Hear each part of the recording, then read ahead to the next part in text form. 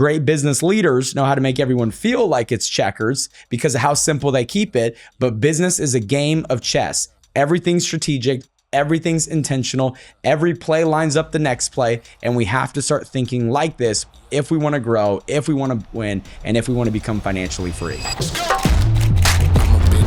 Hey, how's it going, everyone? My name is Matthew Welsh, and welcome to the Leaders Only podcast, where we talk about business, leadership, mindset, and it's pretty much anything revolved around building an incredible life. You know, the reason that I started this podcast because I felt like on the way to where we're at now, there wasn't really a place to go learn tangible skill sets, leadership qualities, and mindset strategies that you can learn today, apply today, and get immediate results. And so the goal of this podcast is to teach you the things that you need to actually win, to actually change your life, and to actually grow your business and grow your team if you're someone that's in a leadership role. And so if you can do me a favor, if you ever get something out of our message, if you ever get something out of the content, if you can like, share, subscribe, just tell people about it. We put out all this information for free. And so all we ask is that you share it with a friend if you get something out of it. So with that being said, thank you guys so much, and let's tune in. I'm a big mood. You can't name a lot of things that I didn't. Today, we're going to be talking about thinking like a real entrepreneur and thinking like a real business owner. You know, I think people get so caught up working in their business that they forget to work on their business. They get so caught up in the day-to-day that they stop paying attention to the things that actually move the needle. And they think that the everyday work is what moves the needle, but that's just not the case. That's just not the case. You know, unfortunately, most people operate with this belief that if they just work harder, their business will be bigger and better. But at the end of the day, if it was just about working hard, then everyone would be successful. Everyone would be wealthy, right? The construction worker would be wealthy. The engineer would be wealthy. If it was just about working hard, then every business would be exploding because most business owners work hard. If you're listening to this right now, I'm assuming you work pretty damn hard. And so because of that, it can't just be about working hard. We also have to learn to work smart, and we have to start playing the game of chess because that's what business is. Business is a game of chess where every strategic thing matters and every play matters. And if we play the game right, we're going to end up winning the game. And so what I want to go over is a couple of questions that you could be asking yourself that's going to help you move the needle. And so one of the questions I always ask myself every day when I wake up is, how am I going to get closer to freedom today? How do I get closer to freedom? You know, we've been fortunate enough to be financially free for years now. And that is still a question that I've conditioned myself to wake up and think is, how am I going to move the needle? How am I going to move closer to freedom? How do I get to a point where I can strategically remove myself from the situation and my business still thrive, my business still continue to grow, and my business still continue to get to the next level? And so what I want to do is I want to give you some strategic questions, some strategic thinking questions that you can ask yourself to start to get you to go above your business so you're not just working in your business on a day-to-day. Because I want you to know that if you were just working in your business and every day and not on your business, you are just in sales. You're not a true business owner and operator. So let's dive in. What are some of the questions that you should be asking yourself on a day-to-day basis to help you get above your business, look at it from a bird's eye view, and start to move the needle? So the first question I always like to ask myself is, do I look at my business like a product? Let me say it again. Do I look at my business like a product itself? You know, if I was selling, iPhones, or if I was Apple and I was creating an iPhone, what I would constantly be doing is trying to figure out, how do I upgrade it? How do I make it better so that way more people want it? How do I make it faster? How do I make it more efficient? How do I make the technology better? How do I make the camera better? How do I make things smoother? How do I make the product better? And so when you start to look at your business like the product itself, now all of a sudden you start thinking differently. You're not just thinking, how do I operate this? You're not just managing people. You're not just looking at the products on the shelf and saying these are nice. You're looking at your business as a product. And when you look at your business as a product, you're always looking to become more efficient. And so I have always looked at my business like a product on a shelf.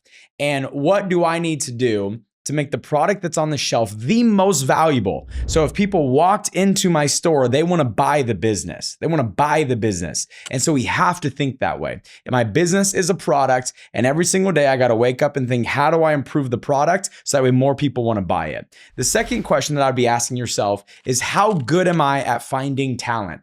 how good am I at finding talent? It's one thing to find talent. It's another thing to keep talent. And we'll talk about that in just a second. But if you were just constantly bringing in people that don't actually move the needle of your company, if you're just constantly bringing in people that waste time and they're not efficient and they're not the best at what it is that they do, and or they don't want to be the best at what it is that they do, well, then guess what? It's going to affect the ability to scale when it comes to your business. So the question I'm always asking myself is, how good am I at finding talent? And if I'm not very good at it, then this is something that I need to aggressively attack to make sure that I'm attracting top tier talent into my organization. One thing that they have found is that if you have a group of A players and you throw a B player in the mix, that B player will bring down the productivity of the A players by 15%. How crazy is that? Think about that for a second. If you have 10 A players and you throw one B player in the mix, that B player will bring down the productivity of the A players by 15%. And that is not good. If all of a sudden you have, 10 A players that operate at 100% and they all drop by 15%, that means you're going to have a 150% decrease based off the productivity of the top performers in your organization. So you always got to be asking yourself that question. How good am I at attracting quality talent, top tier talent into my business, into my organization? And that brings me to the next question, which is, how good am I at developing the talent that I have? So as I bring talent into my organization, how good am I at helping this talent become more successful? How good am I at helping this talent develop into top tier talent? Because there's going to be some people in your organization that maybe their skill set's not just there, but their ambition, their drive, their dedication, their commitment, their ambition is there to be great. And so when you find someone like that, and then you can help them develop their skill sets and fine tune their skill sets, now all of a sudden, once again, you are building a top tier organization. And so for me, what I've done is I've built systems and I've built processes that allows me to identify top tier talent and help improve their thinking, help improve their skill sets, help improve their abilities. Because if I can help them improve their abilities, now all of a sudden our organization starts to grow. Think about it like this. What if you have 10 individuals in your organization and they're legit, and you help every single one of them increase their ability by 10%? You take their closing ratio from a 70% to an 80%, or you take their closing ratio from an 80% to a 90%. It doesn't seem like it's that big of a difference. It's only 10%. But 10% when you're doing massive volume is a very, very large number that could either make your business sexy and appealing from a business perspective, or it could be costing you a ton of money. So you always got to be thinking to yourself, how good am I at developing the top tier talent that I do bring into my organization, or do they just come in and become stagnant? So we always got to be looking at that. The next question I always ask myself is, do people truly feel that they are going to become better being in my organization? And the only way that that's going to happen is if I am constantly getting better myself. Because if I bring in someone who is legit, and the moment they feel like they're not growing anymore, or the moment they feel like they can't get anything else out of you because they've kind of reached their cap with you because you've already taught them everything that you know because you're not developing and you're not growing, all of a sudden they're going to start to feel like they're not growing. And as humans, happiness equals progress and progress equals happiness. So if we do not feel like we are progressing, if we do not feel like we are growing, if we do not feel like we are getting better, we're going to go seek out leadership somewhere else. And so if you are running a company, running an organization, that has to be a dominating thought in your mind. Do my people feel that as if they're in my organization, they're going to get better being in my organization? Their marriage is going to get better. Their parenting is going to get better. Who they are as a human being is going to get better. They're going to get better as a human being. Their financial situation is going to get better. Their skill sets are going to get better. Their abilities are going to get better. That's the difference between somebody going and playing for just some random high school coach and then being coached by Bill Belichick. If they go get coached by Bill Belichick, they really feel like they're going to get better. If they go to some random high school coach that doesn't really care a lot, I'm not saying that high school coaches don't care, but let's say there is a high school coach that doesn't care, right? They're going to reach that cap very quickly with how much that coach could possibly teach them. So we always have to be paying attention to that. So the next question that you got to be asking yourself is, am I building the infrastructure in my business so that way it can run without me?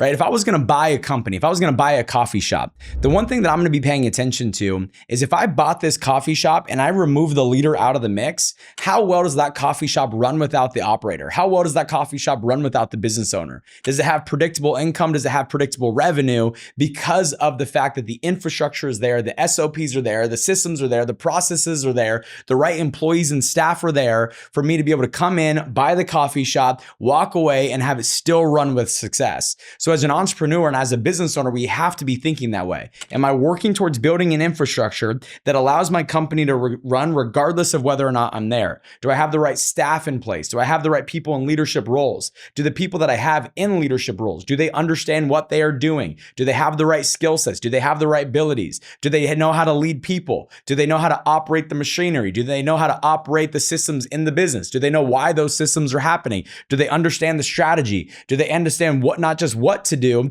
but understand why to do it and the strategy behind why we do something a certain way? Are they laser focused? Are they 100% committed to it? Is this just something they do for fun? Or is this something they absolutely love? Is this something they do to get a paycheck? Or are they obsessed and they passionate about it? As an operator, we got to be thinking about this. I need to build out infrastructure that allows my company to run regardless of whether or not I am there. That is so important, and that is so crucial. And the last question that I would be asking yourself, and I open with this question as well, but did I get closer to freedom today? Once again, that is a question that I always ask myself. Did I get closer to freedom today? Or did I just sell some stuff? Did I just run some appointments? And did I just recruit some people? Because if I'm just selling some stuff, running some appointments, recruiting people, showing up at 8 a.m. and leaving at 11 o'clock, but I didn't intentionally move the needle, I didn't take strategic action, I didn't do things that's actually going to help us build that infrastructure so we can get freed. Now, all of a sudden, I'm just going day to day, and all I am is a salesperson. I'm not somebody that's running a company. I'm not a real entrepreneur. I'm just somebody that's going to spin my wheel, be on the hamster wheel for the rest of my life because I'm not intentionally taking action to build the infrastructure necessary for me to have a legitimate company that allows me to become financially free.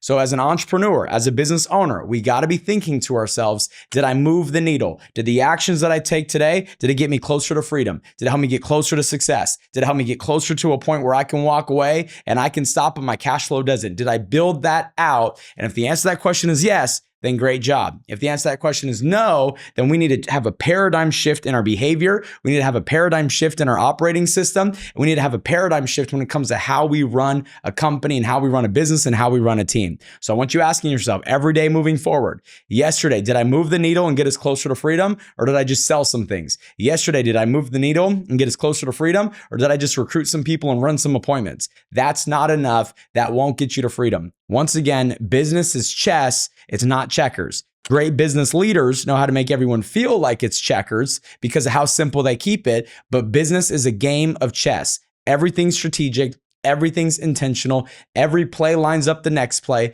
And we have to start thinking like this if we want to grow, if we want to win, and if we want to become financially free. So hopefully today's episode helped. If you got something out of today, do me a favor, like it, share it, subscribe. That would be amazing. I know we have a lot of listeners that listen every single week, but they haven't necessarily subscribed just yet. And we just want to challenge you and encourage you to go do that. And then if you ever get something out of one of our episodes, if you can tell a friend, share it with them, that would mean the world to us. And so we will see you guys next week on the Leaders Only podcast. Let's get it. Let's get it. Let's get it. Let's get it. Let's get it. Let's get it. Let's get it.